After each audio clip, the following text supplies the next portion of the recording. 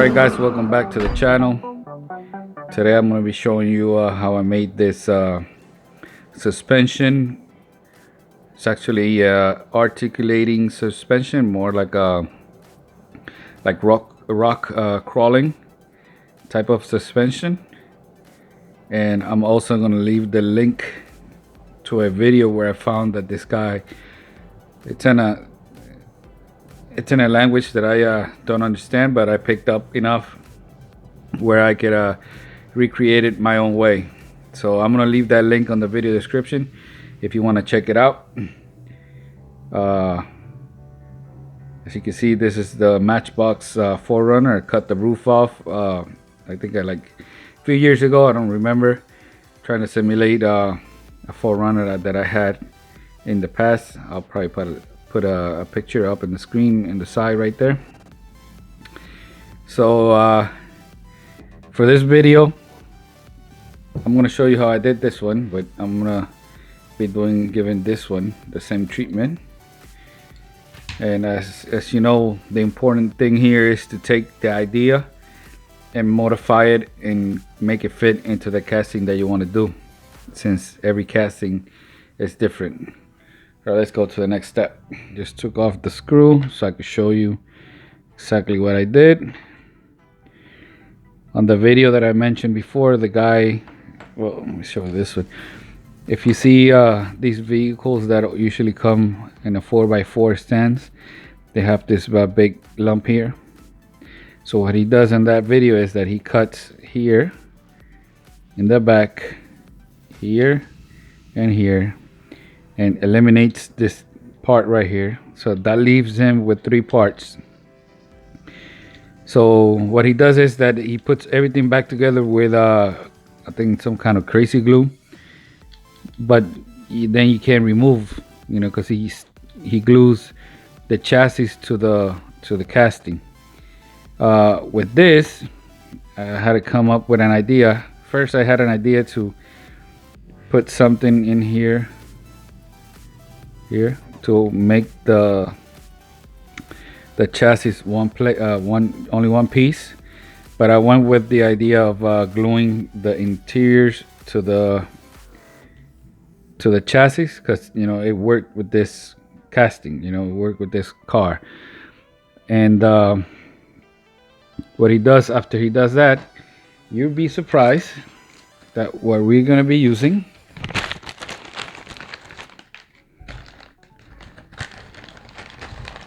these tie strip.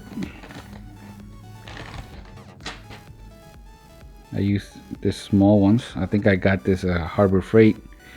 So basically, he uses a Q-tip, those kind of Q-tips that are empty inside. See, the ones I have are solid inside. They don't have a hole. So I use my typical rod. This one is aluminum, but it comes in brass too. Let me see. I got a mess here because I wasn't planning to make a video today, but it just kind of happened. I was working with this idea since last night. I had another piece, but wait, what the hell? All right. So here it is. So basically, once you cut the axles, in my case, since I'm going to be cutting the axles, I got some wheels over here. I'm not going to be using the original ones. When you have everything ready to go, basically all you do is try to center it out. Of course, the piece that you're going to be cutting is a lot longer, and once you have the tires inside this tube, it'll be a lot easier to balance out. So you see it falls. That's very important. I didn't really worry about it last night when I was doing the Toyota, and I think I got it pretty centered, but if you see here, this side comes this way because we're working with plastic. So you can see it it moves around every way. So I'm gonna be doing this one for this video. And this one I opened with my no drill method, which video you can see. I'll put a link somewhere on the screen right here. I didn't damage the rivets. So with this one, it looks like I'm gonna be going the same way, gluing the base, the chassis to the interiors, and then grinding down this big lump here to recreate the rest. I'll be back.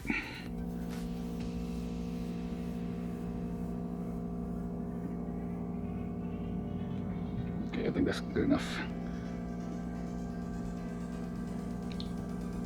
Here it is. So basically now all you got to do is wait until this dries, and once it does, we'll come back to the next step. Alright, so let's put the base to the side, and we're gonna be working with the wheels. As you can see, it doesn't have the fenders. Here's a better look. So we definitely have to go wider so the wheel can move around. So what we need here is I got a mess here. I got a mess. So we measured.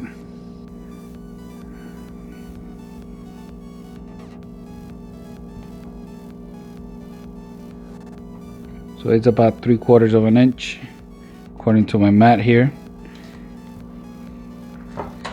We're gonna be cutting exactly at 1 inch. Now to cut this, you could either use let me bring down the camera. You could use your Dremel with a cutting disc, or you could use this type of knife. So as you can see here, every square is 1 inch. So I'll just put that there.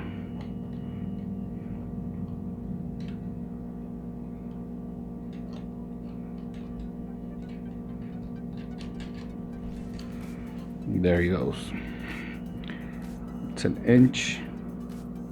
Might be a little bit too big, but you know, we can adjust later, just in case. All right guys, so we got our axle tube cut to size. We're gonna be creating the axle for this project. I use these small wire cutters. Don't cut with the front, always try to cut to the back, because these will break the tip off. We go like this, about halfway there. And what I do is I put fingers on each side so nothing comes out flying. There we go. So we got the axle cut in half. We got our tube here, and as you can see, these rims are kind of deep, and you want something to hold the axle so it doesn't want to stick out. So in this case, this other tie strap works perfect. All you got to do is stick it in there and just hold it with your finger, and that'll hold the axle. It's not gonna try to go out. So I'm gonna be using the Gorilla Super Glue Gel. Just a dab, doesn't have to be a lot.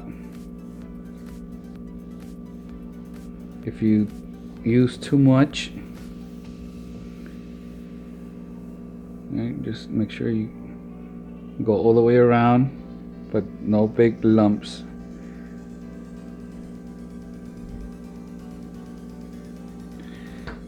And this glue tends to dry real quick when it comes to metal.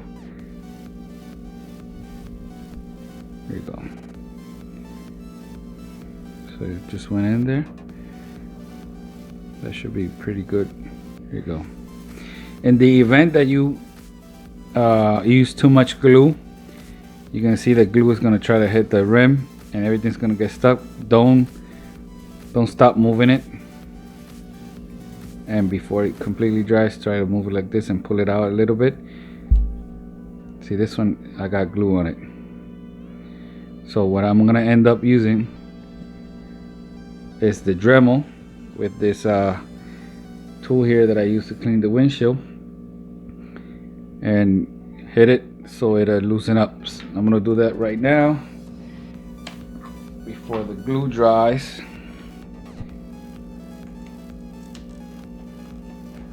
Okay, here we go. But don't leave it stuck, because it will mess up the rim. Okay.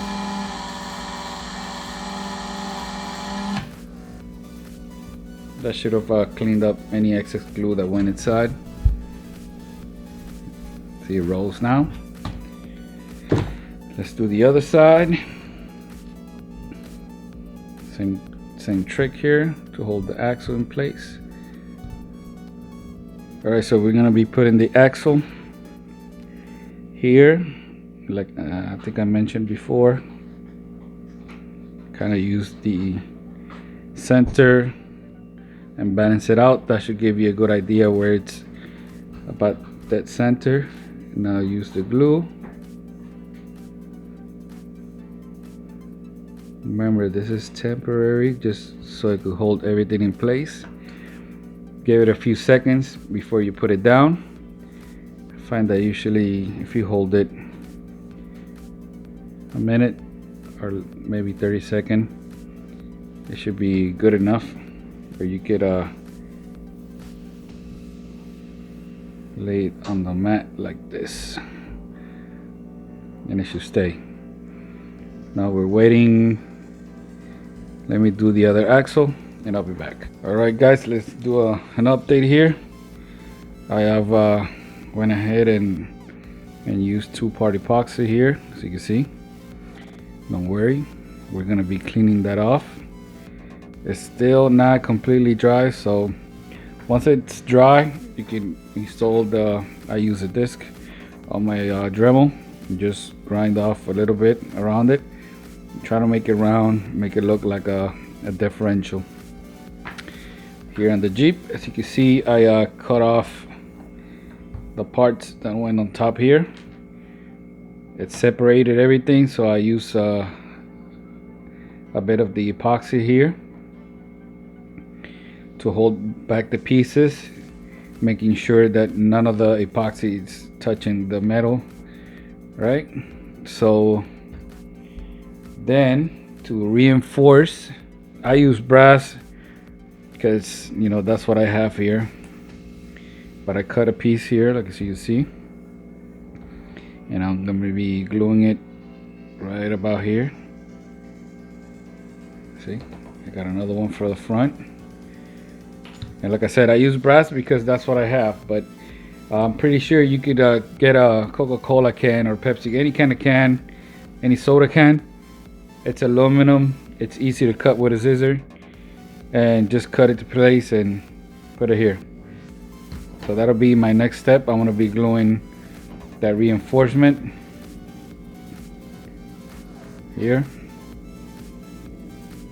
And since I made the wheels an inch, the axle, see, I still got plenty of room to articulate.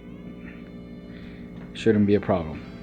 All right, so once I install this and dries up, which is gonna take a while, I'll be back for the next step, which probably be clean this off here.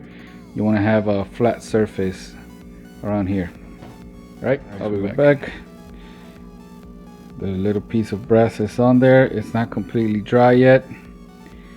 The next thing you want to do is cut another piece of brass or any type of metal that you have around that you could basically bend with some needle tip pliers. I just did my first one here, and what you want to do is with this one you're going to place it somewhere around here, and that's where the axle is gonna sit like so. This is what's gonna give you your articulation. See?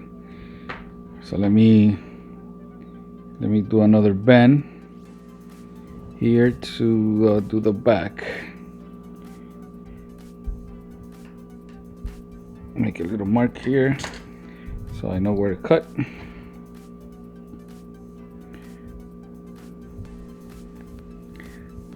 There it is. Make my cut.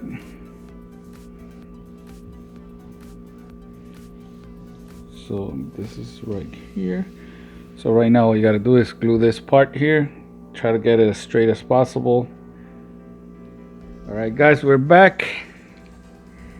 As you can see, this thing is not completely dry, which is better for me right now.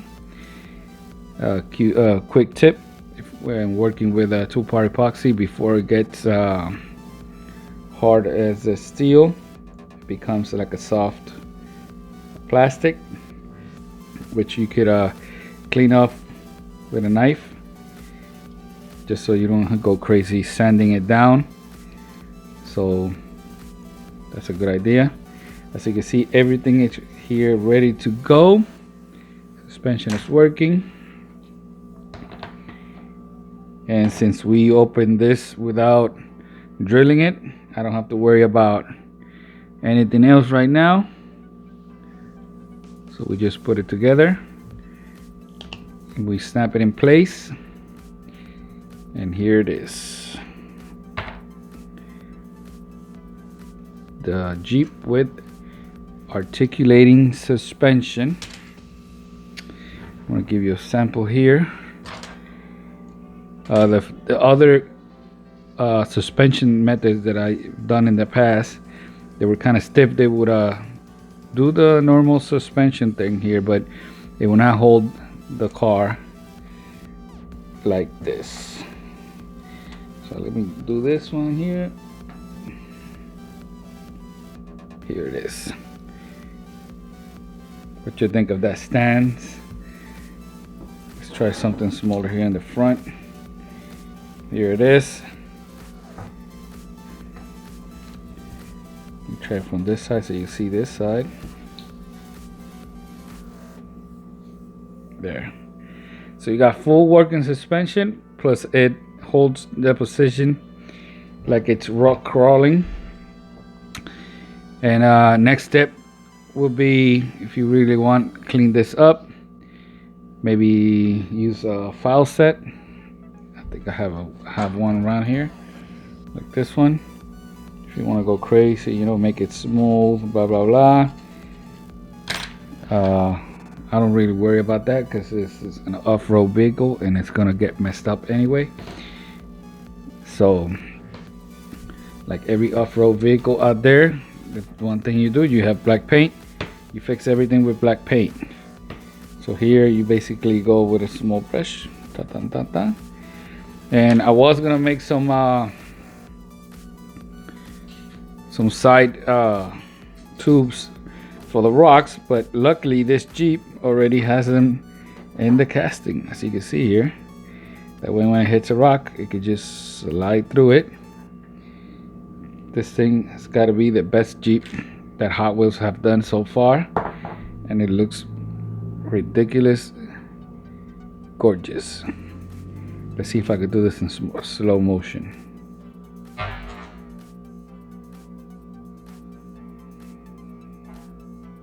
Try it again.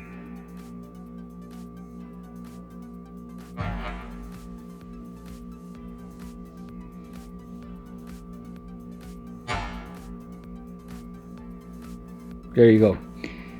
So here is the complete articulating suspension.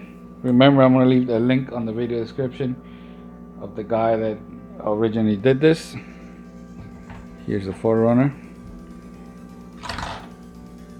Let's see if we get a... Oh yeah, check that out. Check that out. Alright guys, So here is the crew with their stands. Check out those Jeep. As you mentioned before, this is the suspension that I did before. So you can see it moves, but it does not hold the articulation. I'm thinking that maybe if I switch out this paper clip with something softer, it'll work like that. But this definitely, it's a lot easier and a lot I think it's better, softer. So here it is. Let me know in the comments what you think. And before I go, make sure you check out my previous video where I restored these Camaros from the 16s, and before that, this is the first one I do, the T-Bird. And I just got this on the mail the other day. Check it out. 67 Volkswagen with the sunroof. It does have a messed up window in the back. I did buy another one. You should see that pretty soon on the channel. And I also got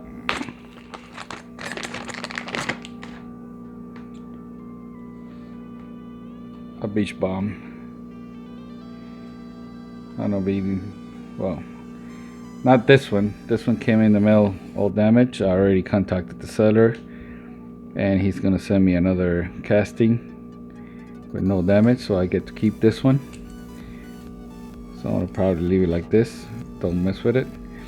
So this one, they sell it on eBay, and it comes with everything you need: surfboards, axles, and wheels.